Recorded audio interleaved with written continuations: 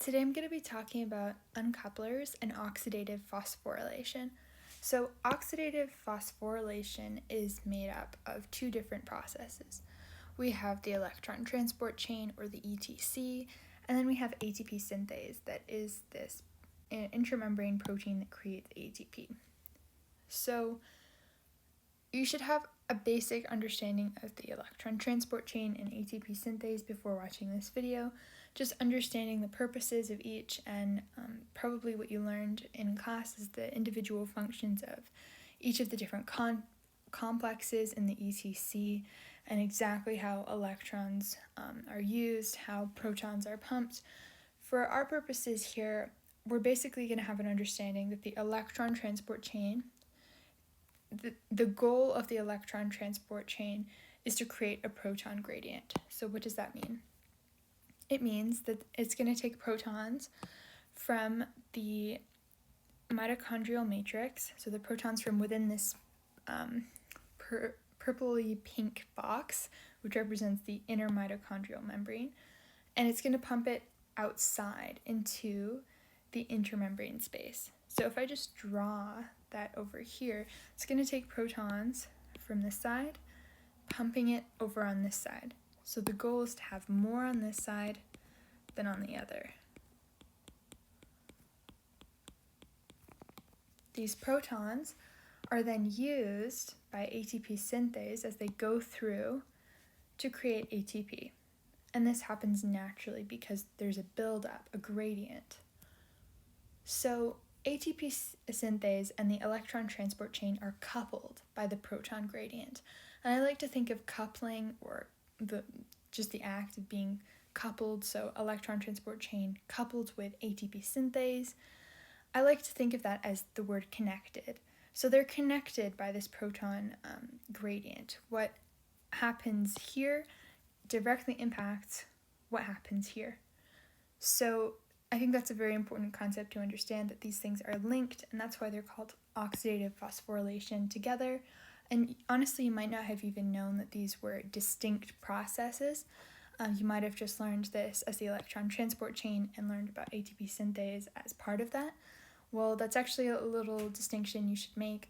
These are actually different, even though we often refer to ATP synthase as part of the electron transport chain. If we're going to be correct here and picky, no, those two processes together, that's oxidative phosphorylation.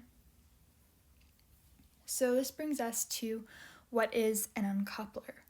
So this is probably a new concept, but basically an uncoupler that I've written here in blue, it provides an alternative route other than ATP synthase over here for the protons to get through the membrane.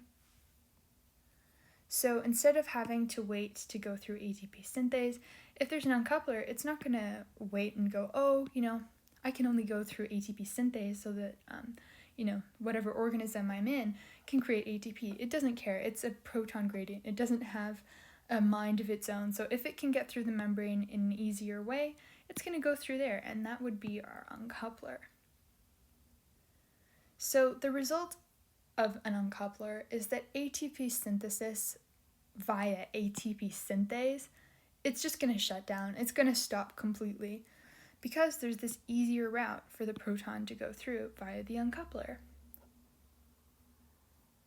So in the electron transport chain, energy from NADH, it's usually conserved via the creation of a proton gradient, right? And this is used to create the ATP further down the line. However, the uncoupler stops the creation of ATP because it creates this easier pathway. And this means that with the uncoupler, there is no conservation of that energy that was originally from NADH. So instead, this energy is released as heat. So that's an important point. Uncoupler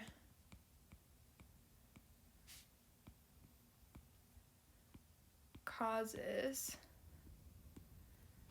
release of heat. Instead of ATP.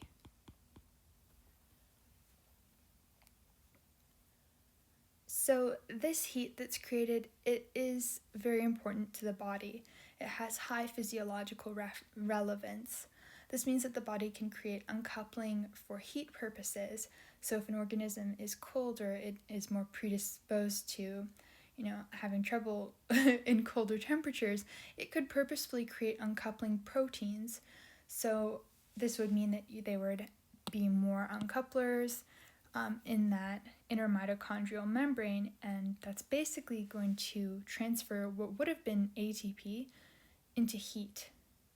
So a few examples are newborns, so they might have difficulty having a higher body temperature, so this could help that out and create more heat within the body.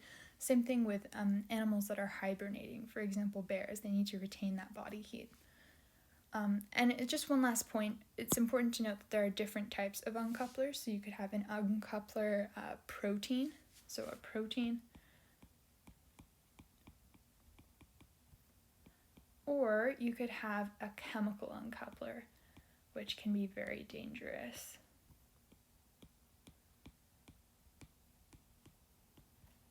So that's a basic overview of uncouplers in oxidative phosphorylation. This is quite a mechanical view of everything. As you can see, it doesn't really go into the specific elements of the electron transport chain and how that all works together. It just has, a main gist of the things that are going on here, and it can just help us to really see, okay, what are these protons doing, and how is it driving this process, and what happens when ATP synthase is out of the picture with this uncoupler and the biological relevance of that. So I hope this helped you to understand uncouplers in relation to oxidative phosphorylation a little bit better. Thank you so much for watching, and I'll see you next time.